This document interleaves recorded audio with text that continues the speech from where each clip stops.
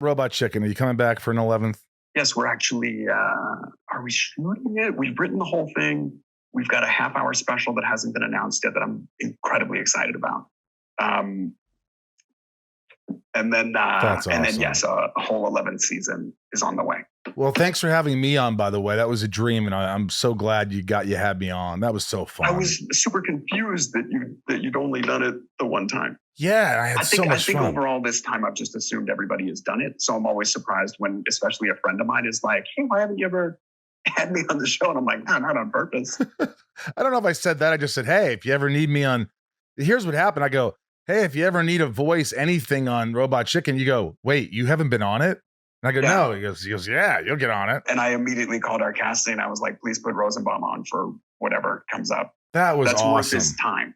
Oh, I would have done one line. I would have just yelled, hey. I don't love that. I love when people come in and get to do something. That's why we have everybody do 3 parts. Well, this new show, Blark and Son on Comedy Central. Yeah.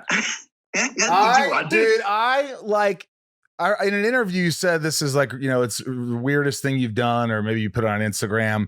And then I go, okay, let's see how weird Seth's talking. And then I watched it. I go, whoa, this is fun. I felt like I was watching that Phil Collins video, and this other world we live in.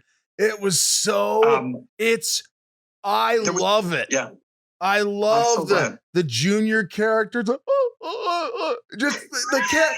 You guys have to see this on Comedy Central. It is so bizarre that, who came up with this? That's all Ben Bayouth. This is something I haven't had to, it sounds silly, I haven't had to do anything for this except consistently affirm that it's a good idea, right? So very, very early on, it's years ago now, Ben wanted to produce, they showed us the puppets first, and he was like, this is a thing. And then I can't even remember if he had filmed a demo or not, but they were going to do it on Instagram and just make it. And so we financed that. And then it got picked up from Instagram to be, do you remember when Verizon had a platform for a second, yep. Go90? So Go90 came after us and was like, we'll finance a run of shorts. And so we produced a series of shorts for them. And then that whole thing went out of business.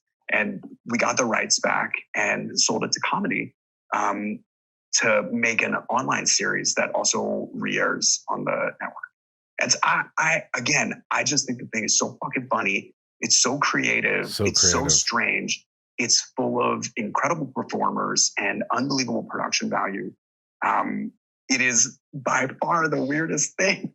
It's so weird. It's so, you can't stop watching it. That's how weird it is. You can't stop watching these characters. Like, these characters are so larger than life that I'm just like going, oh my God, I gotta keep watching this. If you go to the Instagram page and I might get high and watch it. Shorts that they filmed, it's just very, very funny and smart and really captures something about family dynamics and then, neighborhood dynamics.